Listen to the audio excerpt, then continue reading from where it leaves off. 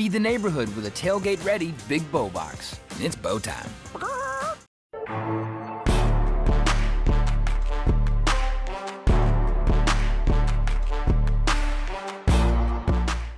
Hello and welcome to another episode of Extra Points. This is Colby, Reece, and joining me as always are the Breeze Sports editors, Jackson Hephner and Kaiden Bridges.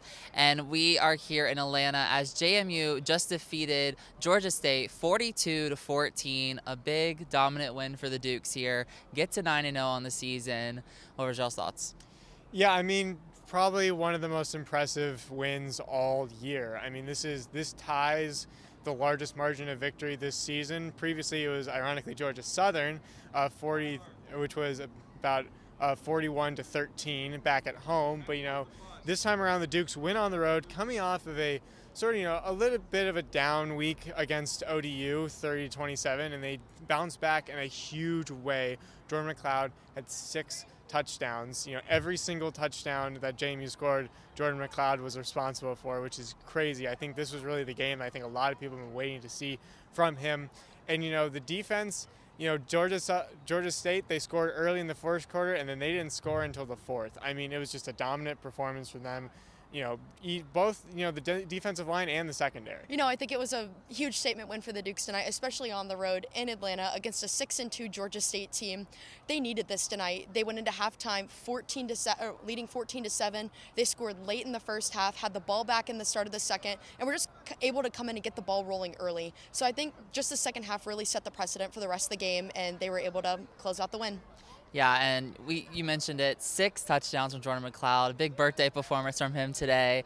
And just overall, I think the offense just really, especially in the second half, really poured it on, got the job done. What did y'all see out of the offense? Yeah, I feel like it's kind of a similar story with the offense where it feels like different guys are stepping up every week. You do have some mainstays, of course, Jordan obviously, but then you also had Elijah Surratt, led in receiving yards. But then you had a guy like Zach Horton, who had a 2-touchdown game.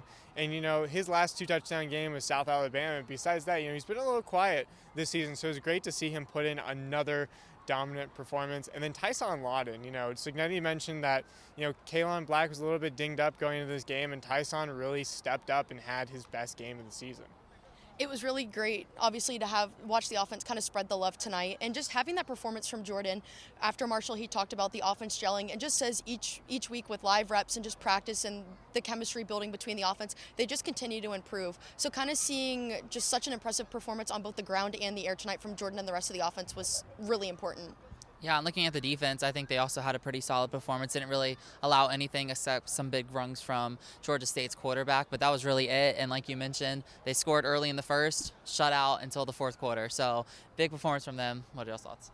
Yeah, I mean, the defense was just clicking on all cylinders. I mean, the secondary has been a weak point for them all season, and I believe I heard something that they had kept Georgia State to under 100 yards passing, which is, it's crazy. They haven't done that all year. And I think the defensive line, it wasn't their most dominant performance by far, but I think Jamie Croma really stepped up, especially since a lot, some of the faces that we're used to on the defensive line, like Jalen Green and, James Carpenter really, didn't really produce much in this game. But, Croma, he came up big.